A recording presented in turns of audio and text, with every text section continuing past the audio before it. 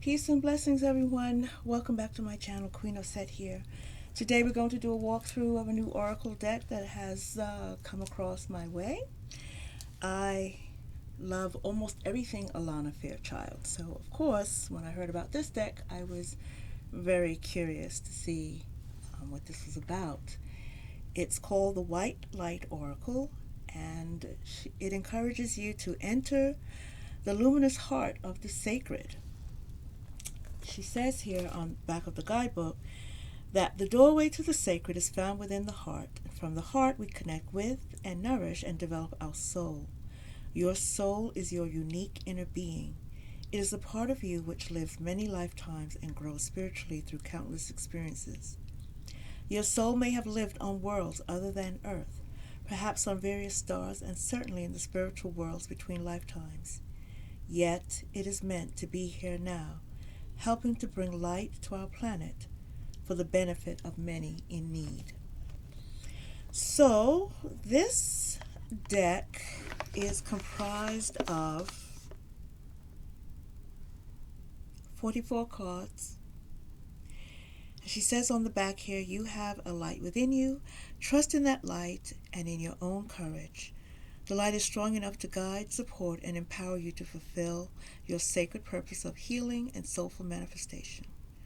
White light holds all the frequencies needed for healing ourselves, each other, our planet, and all of her precious creatures.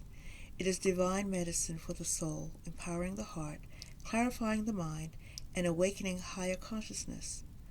The light is within you and all around you. You were born to be that light. The universe rallies to encourage, inspire, and embolden you to manifest your sacred destiny.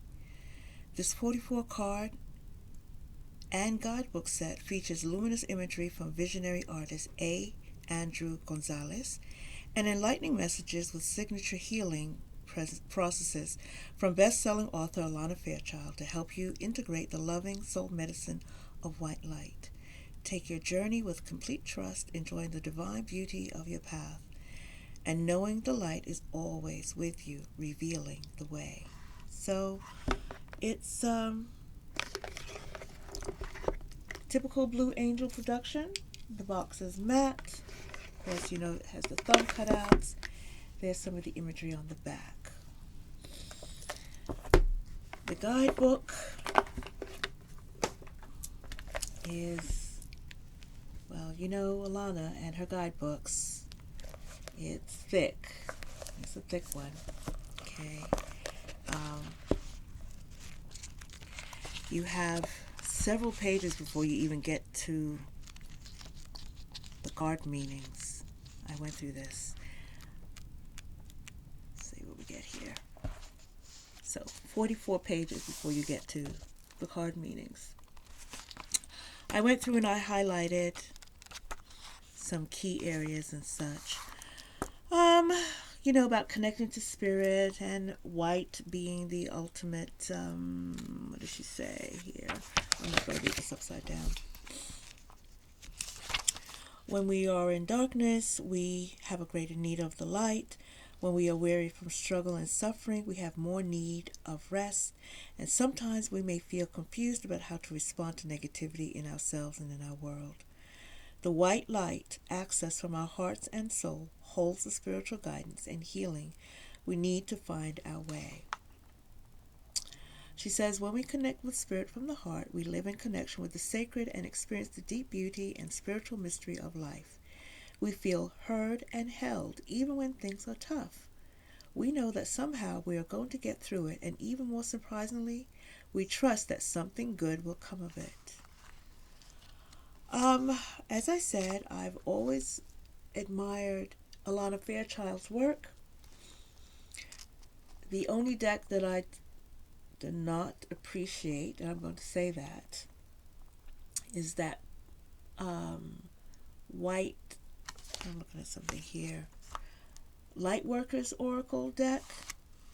That was too holier than thou for my taste. I'm sure other people enjoyed it. But, too much for me. She does connect this deck, or she does reference her messages of the numbers or messages in the numbers books that she has. Let's see. What does she talk about?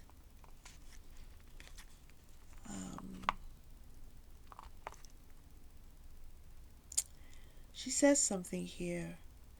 As you awaken, you become a spiritual co-creator of a new system, a birth mother or founding father of a more consciously integrated human culture.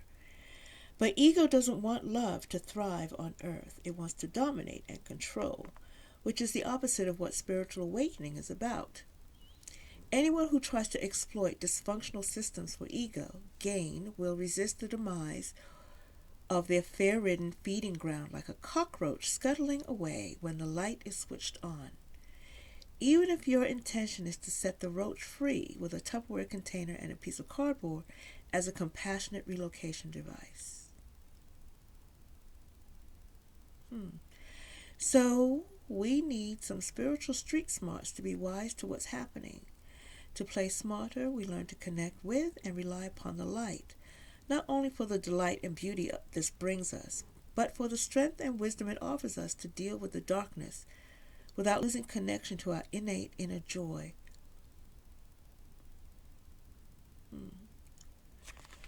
She has a chapter in here on rapture.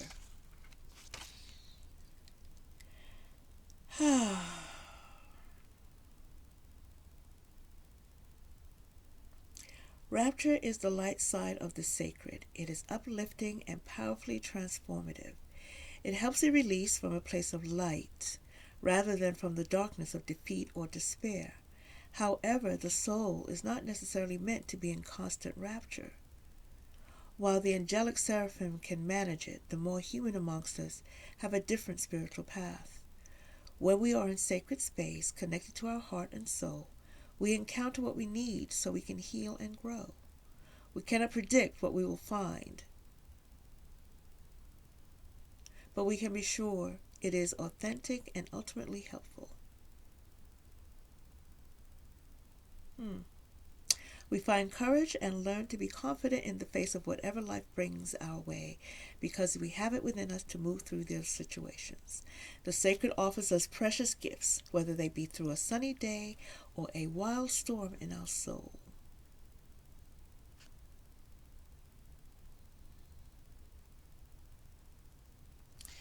When we are ripe for the rapture of divine love, we are stepping into a cleansing field of bliss. It is like a shower for the soul. After a harrowing day, we might emerge from a refreshing shower, literal or metaphysical, and feel like ourselves again. This is good and enjoyable. Nonetheless, we don't refuse to leave the bathroom or vow to never get sweaty again.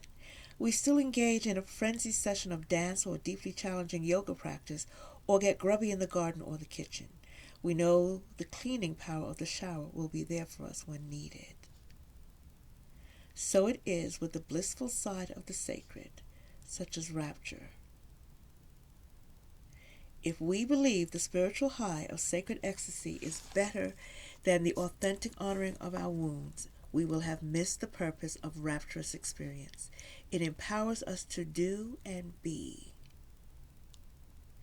If we try to contrive our experiences of rapture, summoning it like some performing seal, rather than allowing it to emerge spontaneously, we run the risk of setting ourselves up for spiritual addiction, always needing a hit of something we assume must be the light. But the true light is true love, and true love is not addictive. It is nourishing and strengthening like a good meal. When you've had a good meal, you aren't hungry again for a while. You have what you need to get you through your task. You may love eating, and you may have the luxury of being able to eat what you want when you want, yet you want to include tasks other than eating in your life. My hope is that with this deck, you can take delight in the light and also feel nourished enough by it to consciously enter the darker experiences of your suffering and the suffering of our world and recognize there is an opportunity to grow wisdom as you engage in your courageous healing journey. I'm going to pause for a minute. Okay, so I've dribbled on enough. Let's take a look at the cards, shall we? So, this is what the back of the cards look like. And yes, this beautiful creature is in the deck as well. So, let's take a look. Matte cardstock, typical oracle size deck. As I said, it's put out by Blue Angel. Okay, so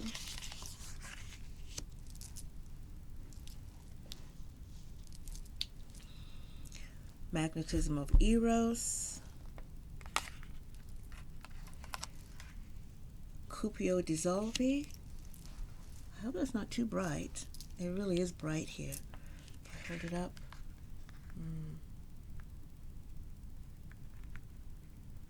I might have to tilt it like that. Maybe I need to adjust the lighting a little bit, because it is a white deck after all. Let's see. Turn that around. I'll do the best I can here. Might be too much.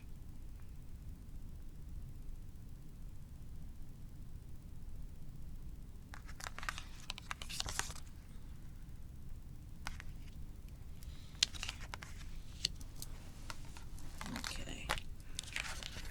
Anyway.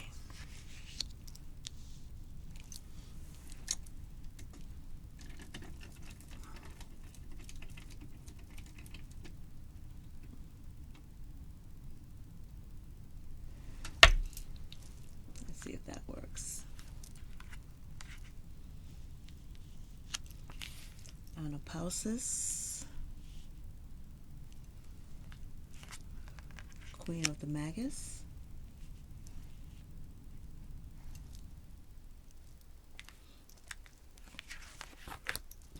Shekinah,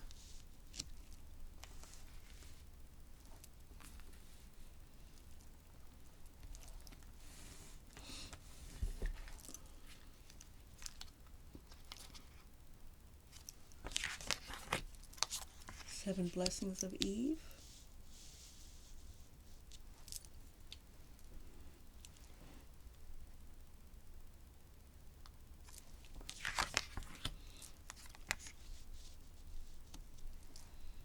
Bathco,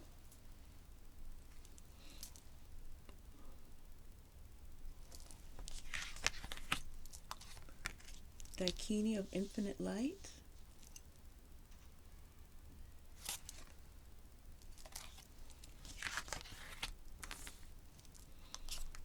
Archon Barbello,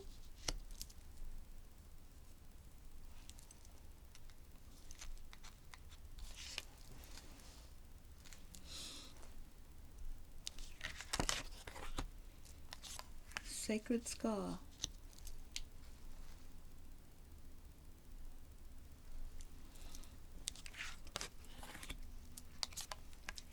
Perfume of Sophia,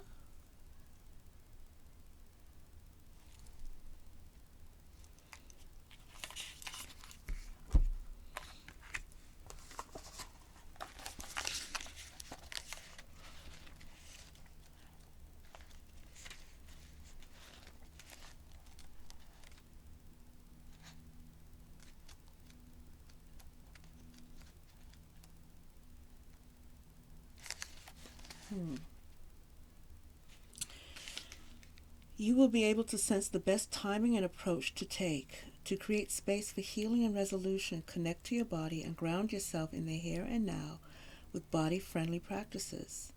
You will find your way intuitively and instinctively, even through confusing circumstances, where one moment you are sure the answer is no, and the next moment you are sure it is yes. Give up trying to figure the answer out right now and remain open with a positive but relaxed expectation that clarity shall emerge spontaneously according to divine timing.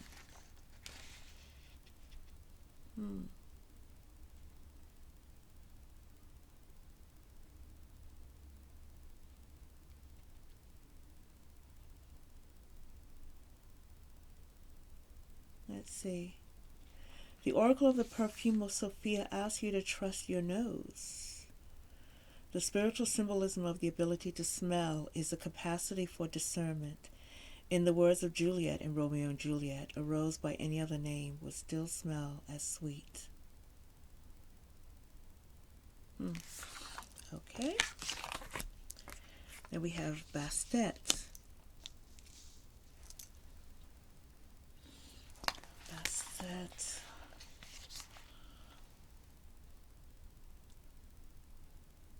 You've been moving so fast for so long that you're not realizing how wound up you've become.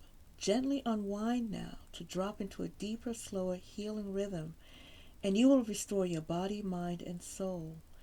Things which seem too difficult right now shall seem very manageable and even pleasurable to accomplish. We know Bastet is the Egyptian cat-headed goddess of dance, festivals, birth, healing, and sacred potions. Her sacred cult was one of beauty, pleasure, and enjoyment. Worshipping her was not about ignoring the problem that are part of being alive. In fact, just as cats can see in the dark and are natural and skillful hunters, Bastet was often called upon for psychic protection from hidden negativities and to secure one's life force and enhance one's vitality. And then she says here, the healing frequency of 174, is that hertz, is known as a pain relieving frequency, a natural anesthetic. It is a musical version of a similar low frequency purring of a cat. The cat's purr is considered medically therapeutic, as is 174 hertz. This frequency creates an experience of grounding and slowing down and evokes deep healing for the body and mind, providing love and peace to organs and tissues, strengthening your bones and your soul. Interesting. Okay. Now we have Yogini. Yogini, 285 hertz. Spirit of Bear, 396 hertz.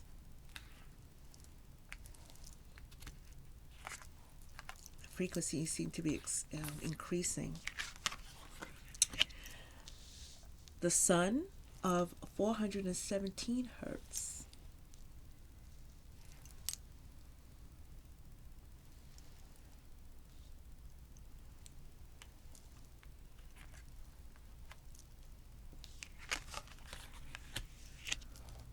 (528 hertz), Mandala of the Heart.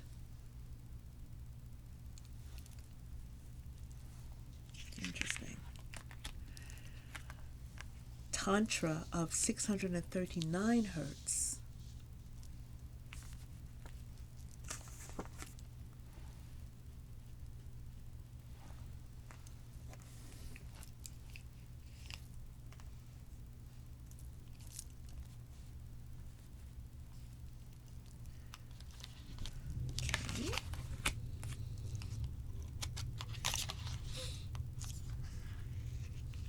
Solveig Polluti, 741 hertz. Spirit Owl of 528 hertz.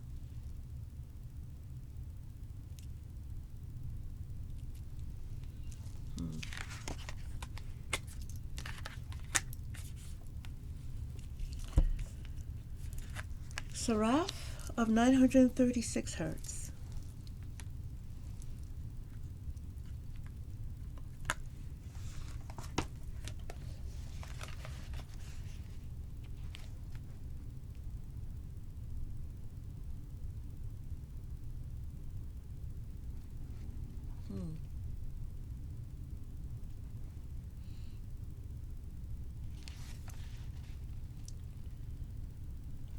Spiritual infusions of light and wisdom, such as those that travel on the 936 hertz frequency, are alchemical. They are able to distill value from any circumstance and transform it. This frequency is a cosmic particle accelerator which facilitates graceful return to the loving wisdom and creative resourcefulness of spirit. Seraph of 963 Hertz brings a message that the light and whatever it arouses in your heart and aligns in your being with passionate gratitude and delicious hunger for more is powerful enough to capture, captivate, and heal you. In doing so, it opens the way to manifestation. Praises to our generous, graceful, loving universe. Okay. Ein Sof Of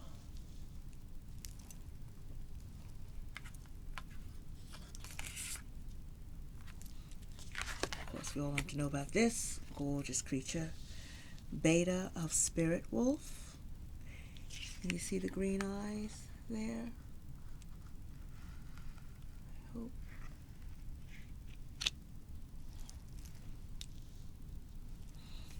Let me read that.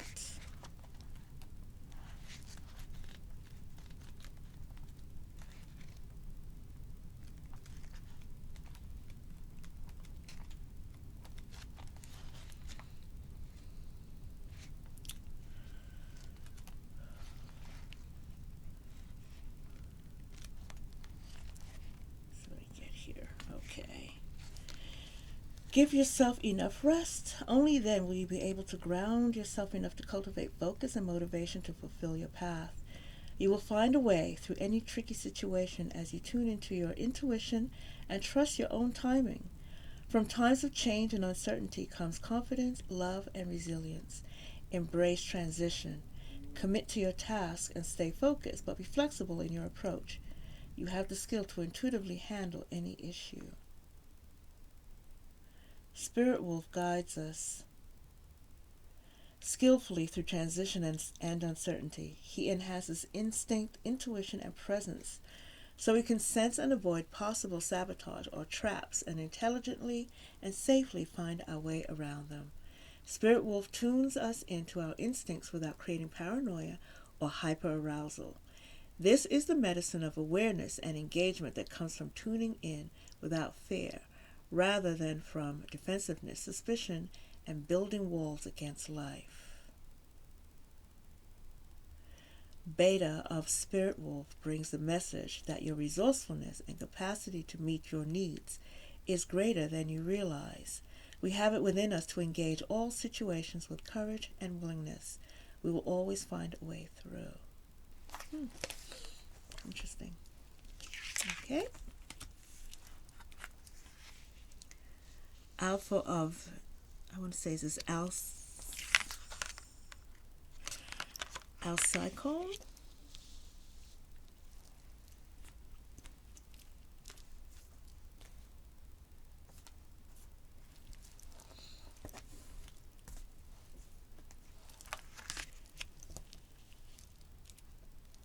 Theta of Venus.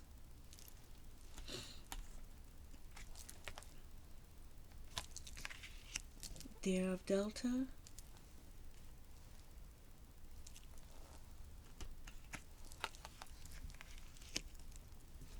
Aurora of Gamma.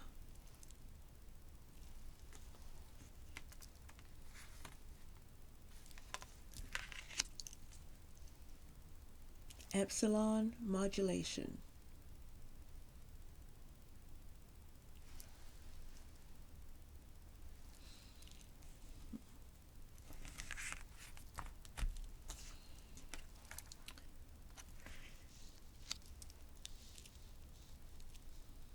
Beatitude of sacred rapture.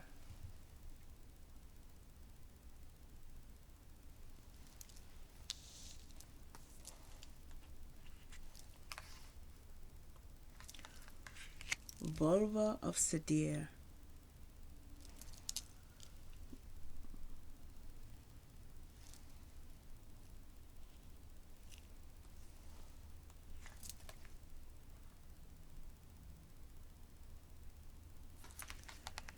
Shaktipat of Seahorse.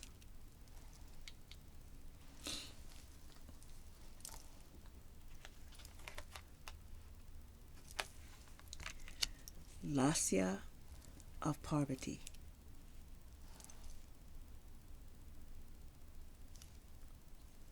I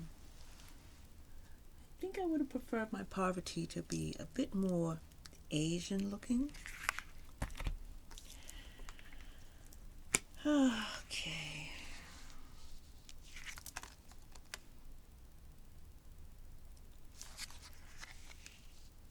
Yesh Toskagal. Yesh Sogyal.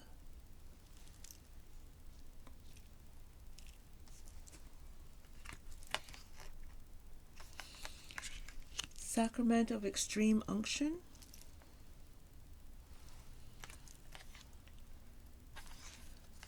Pearl of Sharo.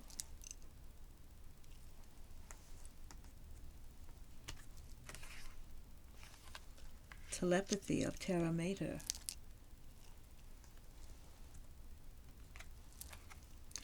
Oracle of Chaldea.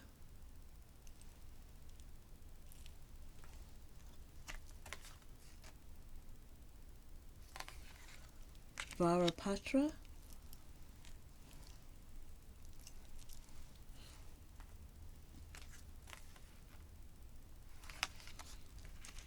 Ivory Wish-Fulfilling Crow.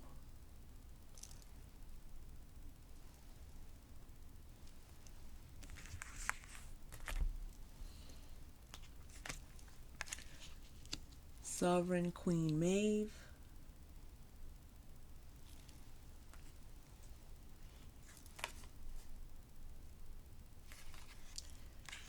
Alabaster Tablet of Layla.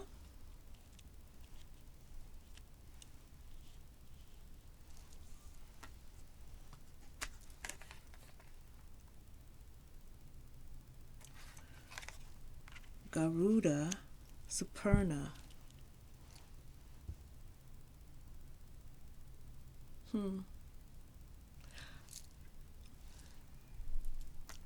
I have a deck where I heard of Garuda for the first time. Was it hers? Alana Fairchild. It's a long deck, red box. Okay, now we are at Karma of Kutuhala. And the final card, Ishtar, Lionsgate 888. So that's the walkthrough of this deck, the White Light Oracle by Alana Fairchild. Let's see how it shuffles. As I said, it's a typical oracle.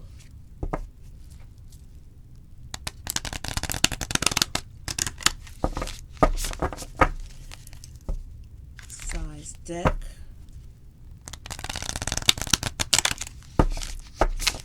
And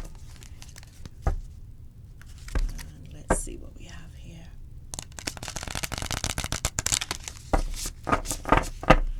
I don't believe that this is a deck that you can work with without the guidebook. Especially if you're not familiar with a lot of the imagery that's on the deck, the stories of the imagery. Perhaps after you studied the guidebook and you learn a bit more about the imagery, you may be able to intuitively tap into what you need, the information that you need. I don't have an issue with referring to a guidebook. It's just that the guidebook is very wordy, so getting to the information that you need could be a little problematic. So let's just see, let's pull a message. Let's see what we've got here. I'm going to give it one more shuffle. I feel like I want to do that. And then I'll spread it out. Okay, so I'm going to spread it out this way. That'll give me a good spread. But let's see. Let's pull this one for its message. Oh, Perfume of Sophia.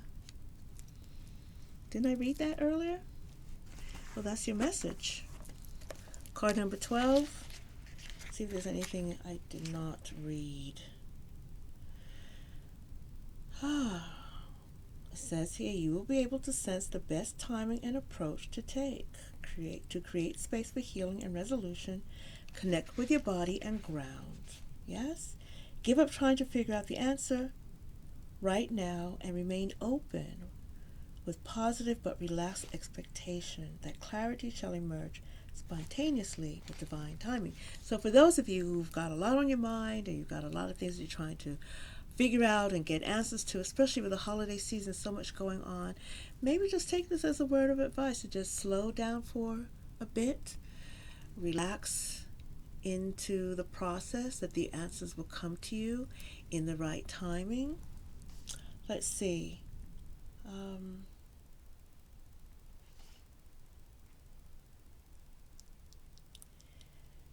Trust that your questions about your life will be answered. Even now, you are in the process of working your way toward the answers that will bring you clarity and higher understanding. There is kindness in how the universe delivers a message. There is a story of 3 rabbis who went into a room and saw God. One rabbi dropped dead, the other went crazy, and the third one became enlightened. It was the same room and the same divine presence. So what accounts for the different outcomes? When we are ready for knowledge, divine guidance is incredibly helpful and healing.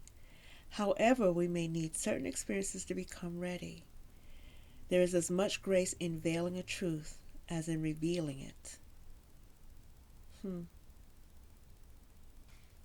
There is a beautiful Sufi teaching that destiny is granted with compassion. There's a time to prepare for knowledge, and a time to receive it, and a time to live it. So the advice is to connect with your body. Feel good and ground and focus your energies in the here and now. Go for a walk, do some stretches, pull out that yoga mat.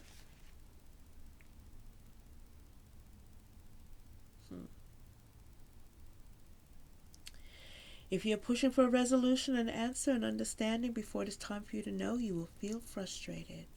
It will be more constructive and enjoyable for you to engage what is. Will it require the development of your character, the capacity for patience, for trust and faith, for commitment and devotion, even when there is no evidence that you shall succeed? Yes, likely it shall, especially if you are carving a path that is unique and creative. To live in such a way is wonderfully courageous and inspiring and requires spiritual maturity. Aligning yourself with a greater wisdom and timing and surrounding yourself in its service is the basis of spiritual maturity. You will have your answers, and in the interim, you are doing beautifully. Continue with your journey. And with that, I will say goodbye. I hope you enjoyed this walkthrough. Please leave your comments below. Until next time, take care.